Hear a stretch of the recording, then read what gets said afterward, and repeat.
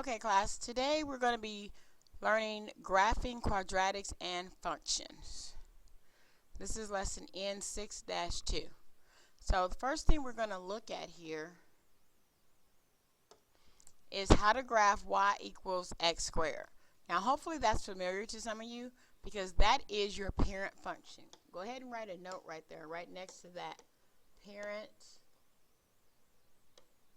function.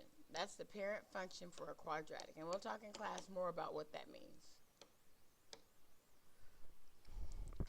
So in order to graph that, I need to know what my values of x are. So I'm going to come up with values of x. And remember, x is your independent variable, so x can be anything. So because I want some consistency, let's go ahead. I'm going to put 0 in the middle because I know it's going to go to origin. If x is 0, y is going to be 0. If x is 1, y is going to be 1. If x is 2, it should be a 2, y is going to be 4. And as you know, I'm having trouble writing that. So I'm going to write them over here to the side and see if that works. And what I'm going to end up with is what's called a parabola. So I want you to go ahead and fill those numbers in, but I'm having a little difficulty. So what I want you to plug in is 0, 1, 2, 3, and then -1, -2, and -3. Those are negative. Okay, and then find the value. So now everything we do is going to translate from that point. It's going to translate from that point, which means it's going to slide over, up, down, flip, and we'll talk about all that. So the translation form of that is this formula here. Y equals a x minus h squared plus k. Now keep in mind, h and k, that is your vertex. That's very crucial. H and k are your vertex. You can always look at it and tell what your vertex is. Now your h is going to be the opposite. Let me explain what that means. Because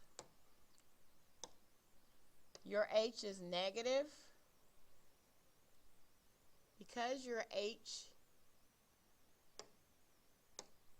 is negative, your value is always going to be the opposite of h.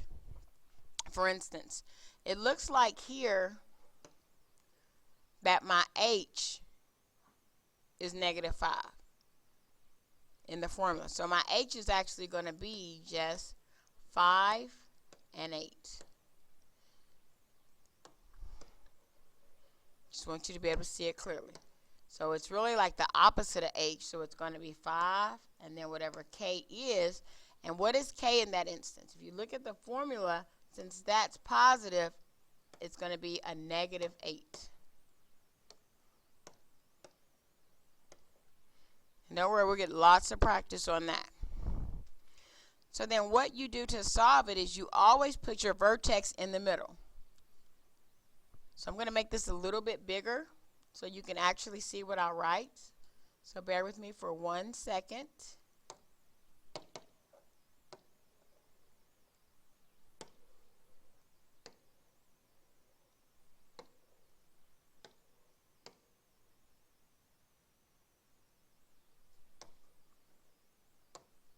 Okay, that should be better.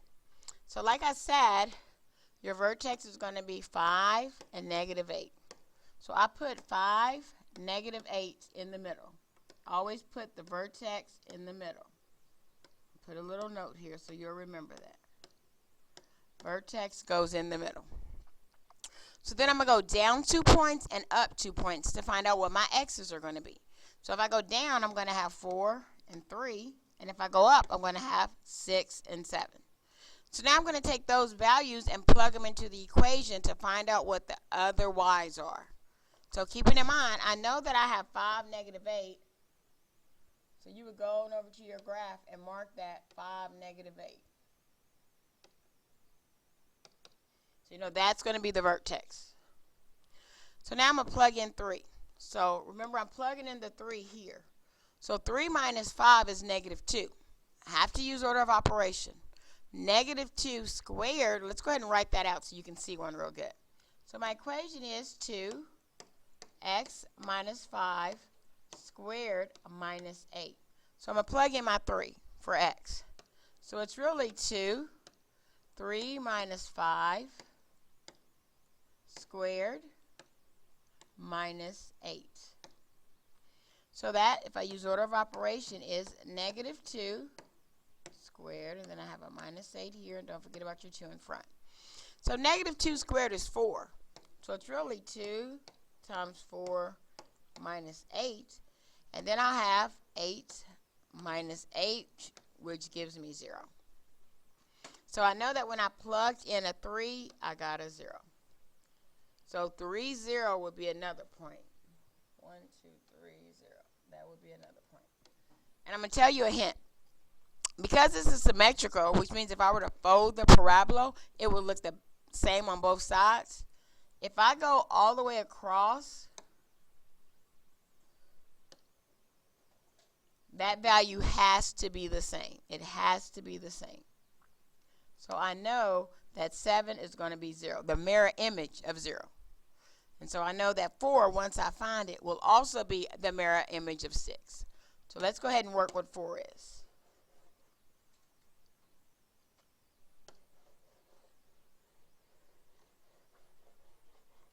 So I'm going to take that equation. I'm going to take the equation 2x minus 5 squared minus 8. And I'm going to plug in 4. So now I have 4 minus 5. And remember that it's squared.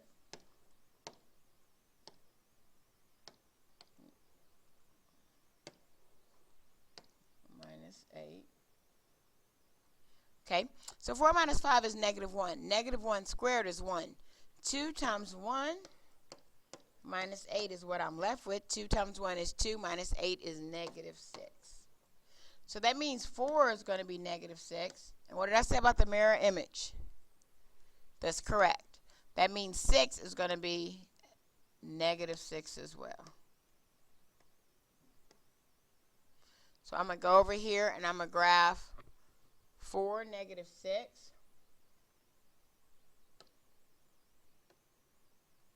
And you would have a parabola looking kind of like that.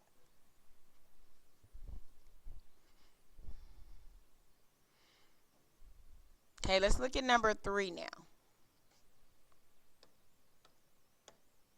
Remember, if you didn't get all that down, just rewind the video and you'll be able to see it.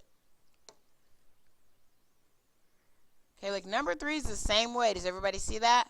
So all you're going to do is, once again, you're going to figure out what your h and k is. Okay, do you see that? So you want to figure out what your h and k is. Anybody notice anything? Correct. You don't have a k. So what that really is said is plus 0. Always write it in.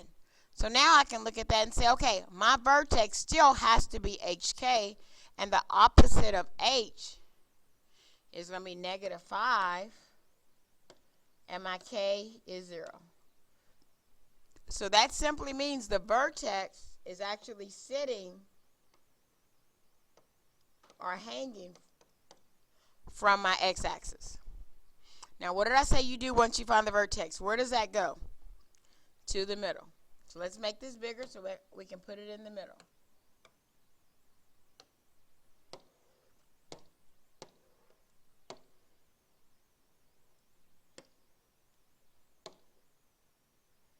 And I'm going to focus on the number. I know you can't see all the graph, but I'm going to focus on the number. So I said that I had negative 5 and 0. So I have negative 5 and 0. Negative 5 and 0. So I'm going to go up 2 and down 2. So up 2 means I want to have negative 4 and negative 3. And then I want to have negative 6 and negative 7. And then I'm going to plug in those numbers the exact same way to find the rest of the graph. But that's something I can let you do. Let's look at the next page. So you have another one on number 4, and then we have what's called the root form. Now we're going to talk about the root form in class. That's where we're going to start in class because I really want to be able to explain that to you because there are a couple more steps. Okay, my 10 minutes is up. I'm going to end there.